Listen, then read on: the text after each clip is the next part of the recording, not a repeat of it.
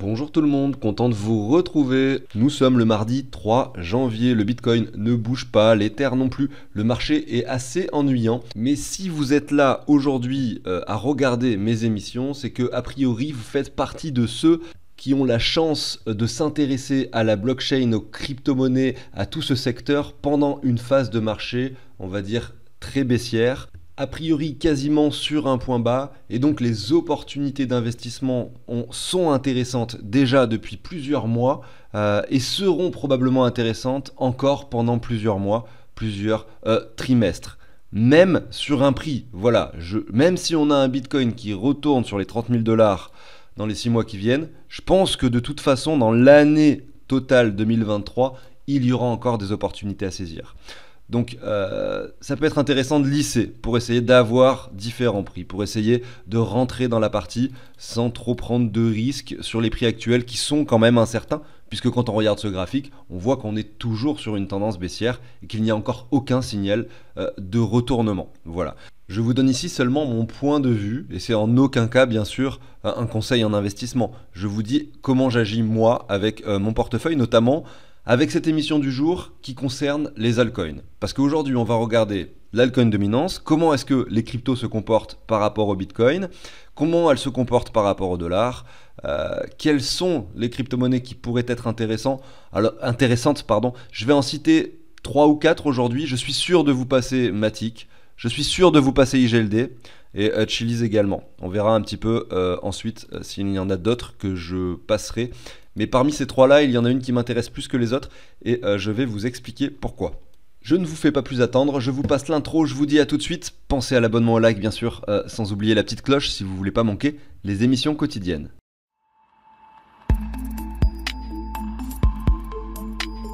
Allez, on débute. Petite aparté rapide sur le Bitcoin, puisque bah voilà, c'était l'émission d'hier, on va pas du tout en parler longuement. C'est juste pour vous remettre un peu le graphique que j'avais montré hier avec ce canal en contraction. Et ce matin, en ouvrant le graphique, j'ai vu qu'en fait cette ligne, vous voyez, je peux la prolonger et elle est pertinente, mais vraiment sur du assez long terme, notamment si on se met en daily. Je vais vous montrer ça. Voilà.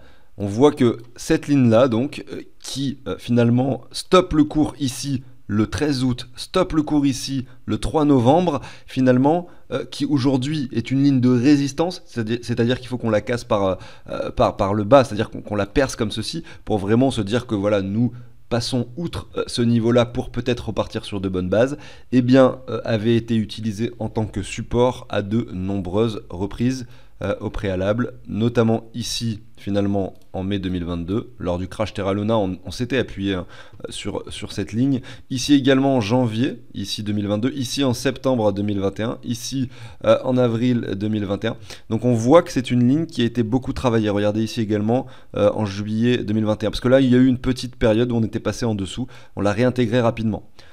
Et vous voyez que maintenant on passe de nouveau en dessous de cette ligne, et vraiment pour avoir un réel retournement de tendance, la première étape, je dis bien la première parce que derrière on peut avoir toutes sortes de choses, c'est-à-dire qu'après avoir cassé ça, on peut très bien latéraliser encore un moment pour former ensuite des W, etc., une tendance haussière qui se dessinerait, je parle au conditionnel bien sûr, mais voilà, c'est la première étape à franchir. Si vous voulez avoir un marché crypto qui, dans une perspective de 6 mois, 1 an, effectivement établit des belles performances, il faudrait vraiment que le Bitcoin vienne percer cette ligne donc des 18 200 dollars. Voilà, on voit que c'est pas loin du niveau actuel. On voit que si on le casse, peut-être on peut avoir une accélération rapide, mais là peut-être que ça peut être intéressant pour les personnes qui sont, on va dire, encore dubitatives, qui n'ont pas du tout envie d'investir maintenant, qui ont peur que le marché retourne aux 10 000, etc. Vous pouvez attendre, pourquoi pas, cette première confirmation de retournement, on va dire, qui se passerait au-dessus des 18 800. À savoir qu'en faisant ça, vous achèterez forcément le Bitcoin entre 15 et 30% plus cher que le prix actuel, si jamais ce scénario se produit, hein.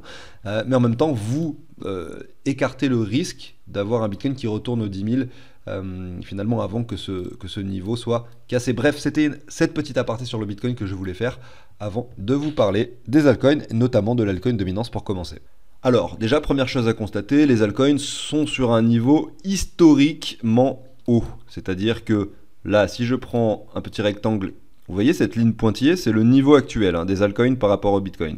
Je regarde ce qu'il y a au-dessus, vous voyez qu'il n'y a pas grand-chose. On va mettre ça, je sais pas moi, en orange. orange un peu plus opaque. Voilà, vous voyez, ça c'est simplement l'espace qu'il y a au-dessus du prix actuel pour toucher pour obtenir le sommet que les altcoins ont eu par rapport au Bitcoin. D'ailleurs, le sommet a été atteint récemment, hein. On avait cassé le précédent sommet de 2017 ici en septembre 2022. C'est pour vous montrer simplement ce petit graphique que vous avez à l'écran, que malgré le bear market, on a des altcoins qui vraiment sont hyper puissants. Voilà, bon ça je l'ai déjà répété de nombreuses fois les précédentes semaines, mais voilà, je le répète à nouveau pour également que ce soit bien clair si jamais il y a des personnes qui nous rejoignent en ce moment. Là, on a un léger retracement qui s'opère. La question qu'on se pose, c'est est-ce que le retracement pourrait être plus profond ou non ? Je rappelle également pour ceux qui nous rejoignent maintenant que nous avons cette ligne-ci que je vais positionner, je peux la positionner ici. Vous voyez, je l'ai fait exprès de la mettre en vraiment très épaisse parce que c'est une ligne qui, selon moi, et ça reste mon avis propre et personnel, ne devrait jamais être franchie par le bas. Pourquoi ? Parce que là, on a une réelle adoption de la DeFi et donc les altcoins ont prouvé leur intérêt lors du précédent bull run. Et malgré ce marché baissier, qui est représenté par le rectangle rouge ici, hein, c'est le marché baissier du Bitcoin, les rectangles rouges, les rectangles verts, c'est les marchés haussiers du Bitcoin. Malgré le fait que nous sommes dans un marché baissier, on voit que on reste très très haut sur l'altcoin dominance et qu'a priori, voilà, on est quand même déjà très loin de cette première ligne, donc de cette ligne très épaisse que je vous ai mis ici. On est quand même à voilà 20% au-dessus, et derrière, si jamais on retourne plus bas, ça voudra dire qu'on remet en cause vraiment le phénomène d'adoption qu'il y a eu ces 2 dernières années sur la DeFi. Donc ça pour moi, c'est pour ça que je la mets et que je vais la laisser, je pense, cette ligne gras que j'ai mise ici. Parce que c'est vraiment un point, on peut même la mettre en verte, c'est vraiment un niveau, si on y retourne, je pense que j'achèterais moi personnellement en masse des altcoins, hein, vraiment. Est-ce qu'on va y retourner? Aucune idée, mais en tout cas, je commencerai à racheter en masse des altcoins déjà avant, mais si on y va, ça sera vraiment pour moi l'opportunité, allez, on va dire de la décennie, d'acheter des altcoins. Bref, vous avez compris un peu mon point de vue. Après, ça reste mon avis. Vous pouvez très bien avoir un avis différent, avec des justifications différentes, et ça sera tout aussi valable, bien entendu. Vous voyez ce que je veux dire? Bien sûr, on ne peut pas prédire l'avenir de toute façon. Maintenant, je voudrais répondre à une question, parce que j'anticipe les commentaires que certains pourraient me laisser. Notamment, souvent, on me disait oui, mais l'altcoin dominance, il est élevé comme ça, simplement parce qu'il y a beaucoup plus d'altcoins qu'avant, et donc beaucoup plus d'argent dans les altcoins. Moi, je réponds à ces personnes-là que si on regarde l'Ether par rapport au Bitcoin, on peut observer que lors du précédent bull run, l'Ether avait énormément pris en valeur pour chuter, puisque la DeFi n'avait pas fait son apparition. L'Ether, finalement, était over-spéculé pour montrer aucun produit par la suite. Donc il a chuté, regardez, sur les mêmes niveaux qu'avant, hein, vous voyez, pour ensuite monter de nouveau donc en 2021. Et vous voyez que maintenant, pareil, l'Ether reste sur ces niveaux importants. Et l'Ether, c'est la deuxième plus grosse capitalisation. Il a donc un impact énorme sur ce graphique. Voilà. Et il n'est pas le seul. Derrière, on a aussi le Binance Coin, Matic, etc. Toutes ces blockchains, toutes ces cryptos qui sont associées à des blockchains et qui donc permettent la DeFi, qui permettent également d'avoir ce que l'on a ici à l'écran, c'est-à-dire une altcoin dominance sur des sommets. Voilà. Et d'ailleurs, hein, c'est cette addition de toutes ces blockchains, de toutes ces cryptos, le Binance Coin, l'Ether, Matic, etc., d'ailleurs dont on va parler aujourd'hui, Matic, qui font que là, nous sommes en fait sur le précédent sommet. Parce que si vous regardez l'Ether par rapport au Bitcoin, en fait, on a simplement performé que sur la moitié. En fait, je ne sais pas si c'est la moitié, on peut regarder. Hein, si je prends le sommet ici, le bottom ici. Ouais, voilà, le sommet de l'Ether par rapport au Bitcoin, c'était vraiment la moitié de la hausse de 2018. Ça montre à quel point c'était over-spéculé ici en 2018. Et ça montre également que c'est pas uniquement l'Ether qui fait qu'on a une altcoin aussi importante, une altcoin dominance, pardon, aussi importante. Et je rajoute aussi que, effectivement, même si aujourd'hui, admettons, on a 2, 3, 4 fois plus d'altcoins qu'en 2018, il faut quand même qu'il y ait des personnes qui les achètent, ces altcoins, pour qu'elles augmentent en capitalisation. C'est-à-dire ça veut dire qu'il faut que ces altcoins aient un intérêt. Donc pour moi, ça reste une globalité d'argent qu'il faut visualiser, plutôt que de prendre en compte la quantité d'altcoins qu'il y a. En termes d'analyse graphique, on voit qu'on est revenu chercher cette ligne de support, on rebondit dessus actuellement. Malgré tout, sur du long terme ici, donc enfin du moyen terme, depuis le mois d'août, sur 6 mois, on a eu ce M qui s'est construit sur l'altcoin dominance, notamment visible en ligne. Aujourd'hui, on revient sur la neckline. Regardez, je vous mets cette ligne, que je peux mettre en 1 pixel vraiment pour qu'elle soit plus précise. On est en train de revenir s'appuyer dessus. Si dimanche soir, on a la clôture de l'altcoin dominance par ici, On aurait dans ce cas-là un retour sur neckline assez propre et on pourrait pourquoi pas imaginer la poursuite baissière. Malgré tout, voilà, il n'y a vraiment rien de sûr sur le fait que l'on perce ce niveau de support par le bas et on peut très bien finalement rebondir un petit peu plus haut, continuer finalement sur cette perspective ou cette incertitude au niveau de l'altcoin dominance. Vous voyez ce canal qui maintenant est joliment créé.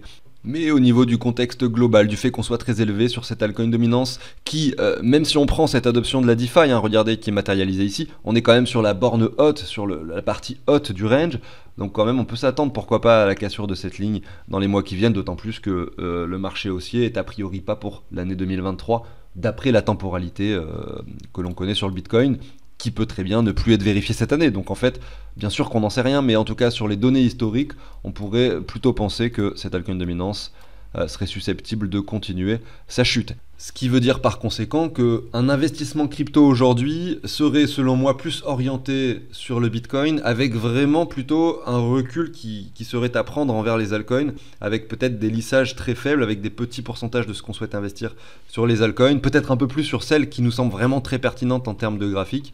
Mais voilà, rester modéré sur les altcoins, ça me semble en fait quelque chose de logique aujourd'hui, tout en essayant d'en accumuler quand même un petit peu, puisque quand on voit les prix par rapport au dollar, il y en a certaines qui semblent vraiment hyper intéressantes. Par exemple au pif, comme ça, je vous montre Solana qui a quand même touché les 9,80$ la semaine dernière, hein, quand j'ai fait l'émission sur les altcoins, qui aujourd'hui déjà a eu un léger rebond, puisque c'était un niveau psychologique très intéressant, en dessous des 10$, etc., pour un Solana qui, un an auparavant, touchait les 260$ quand même.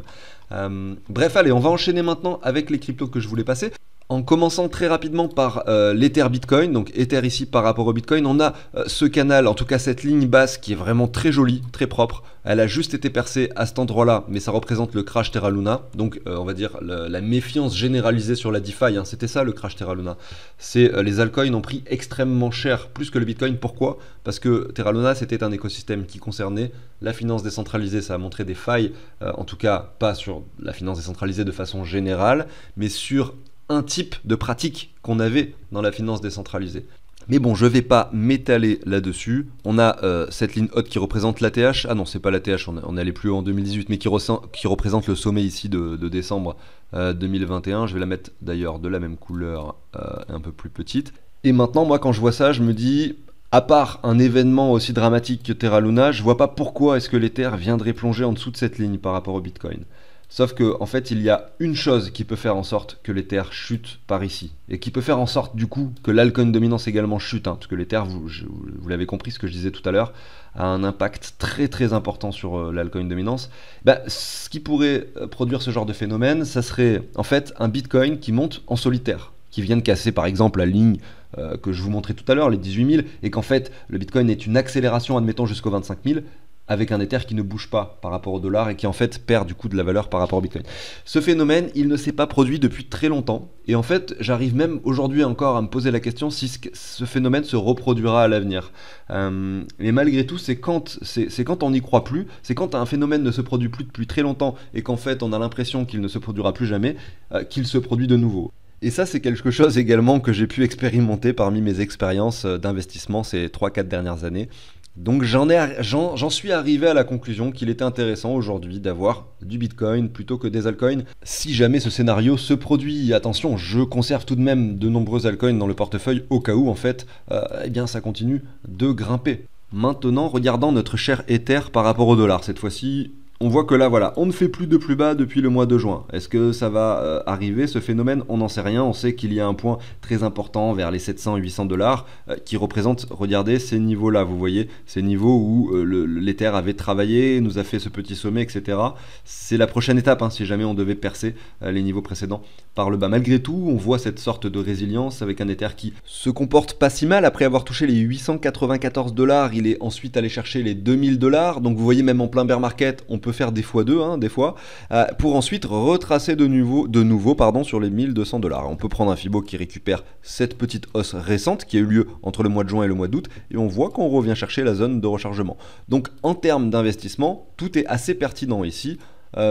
quand on regarde l'Ether par rapport au dollar. Voilà. Pourquoi? Parce que si on prend finalement toute la hausse de 2021, donc l'Ether a touché les 4900 dollars, alors que ici en mars 2020 il était sur les 70 dollars approximativement, et bien, et qu'on regarde les niveaux actuels, je vais enlever maintenant ceci, et je vais même prolonger cela. Voilà. Sur le long terme, on est dans une zone de rechargement.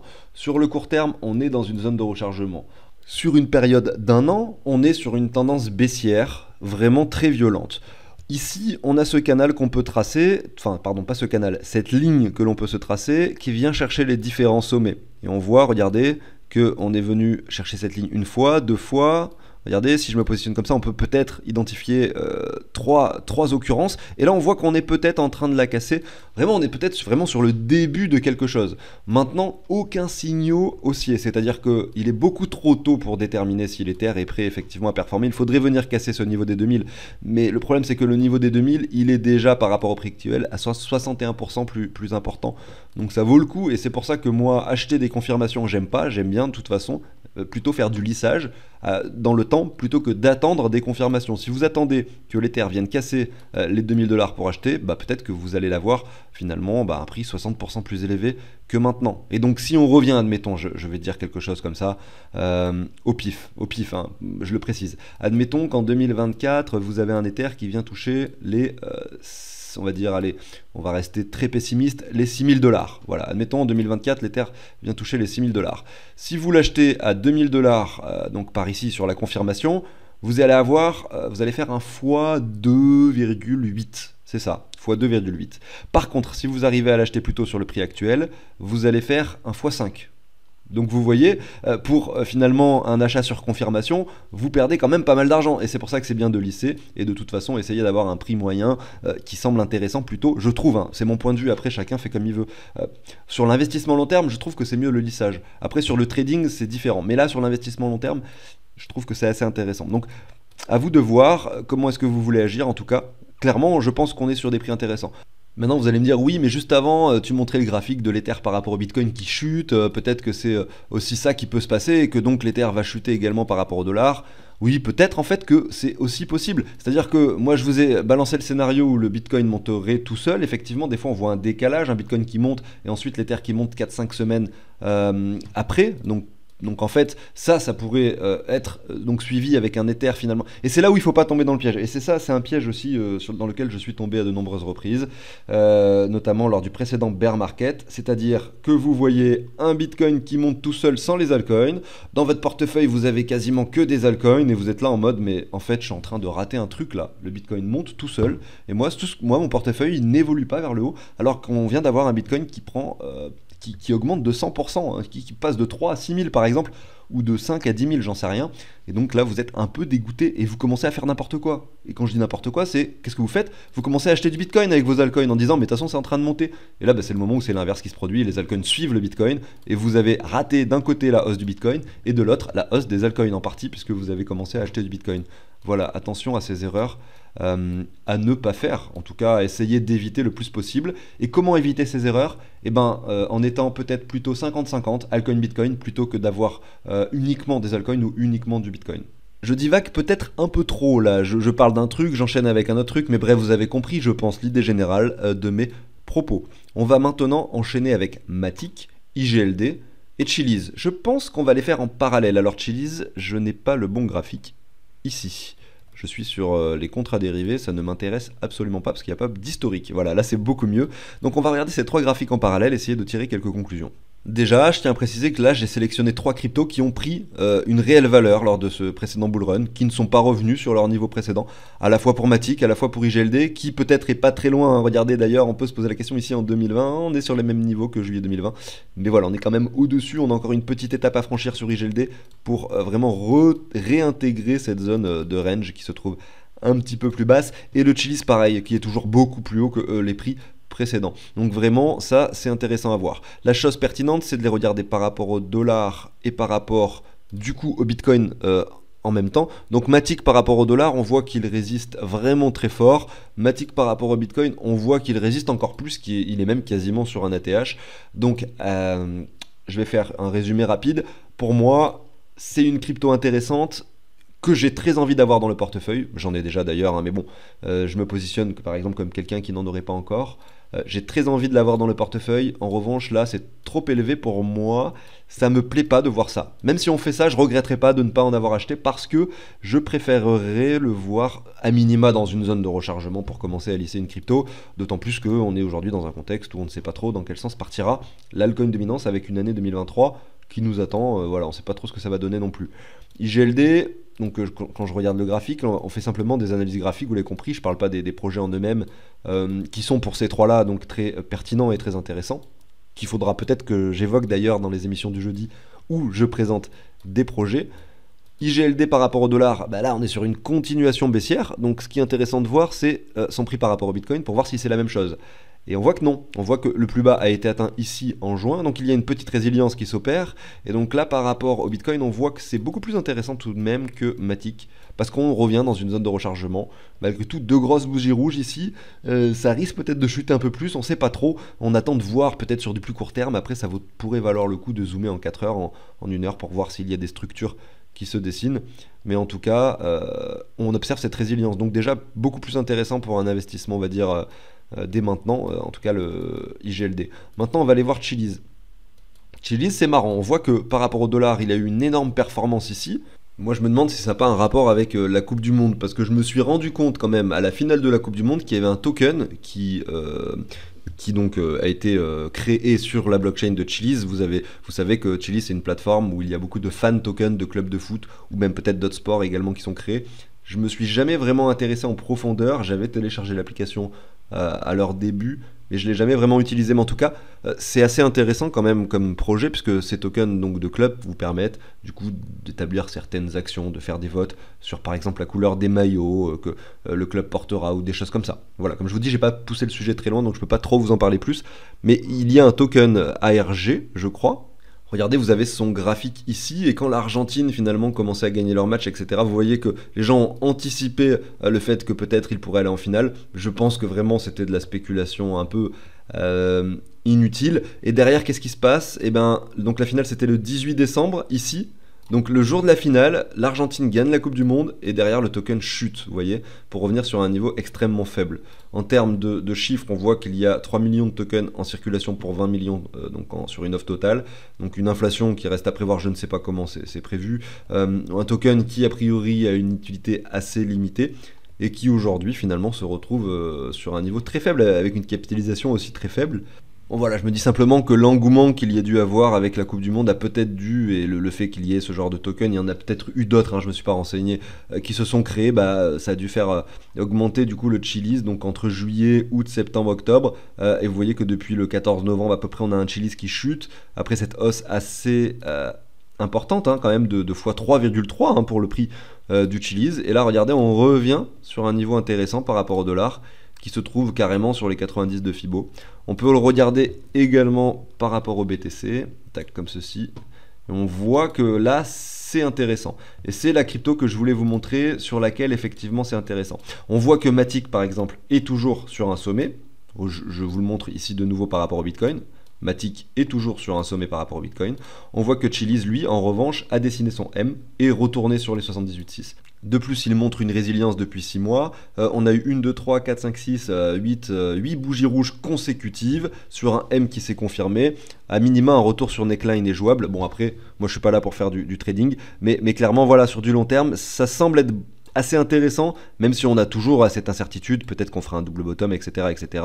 Mais en tout cas, on est plutôt sur la borne basse hein, ici du range, hein, qu'on pourrait se tracer comme ça, que je vous fais à main levée. C'est une affaire à suivre. Je suis allé là-dessus, là, j'ai trouvé ce site en parallèle. On voit un petit peu tous les fan tokens qui ont été créés donc sur la blockchain de Chiliz. Vous voyez que le token du PSG, donc c'est le numéro 1 en termes de capitalisation, on est sur 20 millions. Avec une capitalisation totale de fan token de 244 millions, et un Chiliz, donc classé 60e, capitalisé à hauteur de 547 millions. Honnêtement, ça mérite vraiment une émission consacrée à Chiliz, notamment pour se renseigner sur peut-être les futures innovations qu'ils feront à l'avenir, et également sur vraiment ce qui se passe en ce moment sur cet écosystème, hein, parce que c'est pas énorme, je trouve, en termes de capitalisation. Je pense qu'il y a probablement beaucoup de En fait, c'est quelque chose, je crois, de novateur dans le sens où on intègre des tokens donc sur la blockchain liés à des clubs de foot dont les fans peuvent posséder donc pour pouvoir décider certaines choses du club, mais les décisions que les fans prennent finalement ne sont pas si intéressants que ça. C'est ce qui finalement en était ressorti, je crois, d'un article que j'avais lu sans forcément avoir poussé le sujet. Et donc par conséquent, les personnes, je pense, achetaient plutôt excusez-moi, achetaient plutôt des fan tokens, par exemple le token du PSG, pour spéculer sur le fait qu'il allait prendre de la valeur, plus qu'en fait pour simplement aller voter pour la couleur du maillot ou quoi que ce soit ou des choses comme ça. Donc en fait, si le token n'a pas d'utilité et est acheté uniquement pour la spéculation, bah, l'avenir de ce genre de choses reste très limité. Donc il faut probablement pas mal d'innovation pour changer ce genre de phénomène. Je ne sais pas trop comment, mais ça mérite effectivement plus de renseignements. J'arrive sur la fin de l'émission, j'espère que ça vous a plu. Si c'est le cas, n'hésitez pas à vous abonner, à liker. On se retrouve demain pour une nouvelle émission. Je vous souhaite une excellente journée. Salut tout le monde.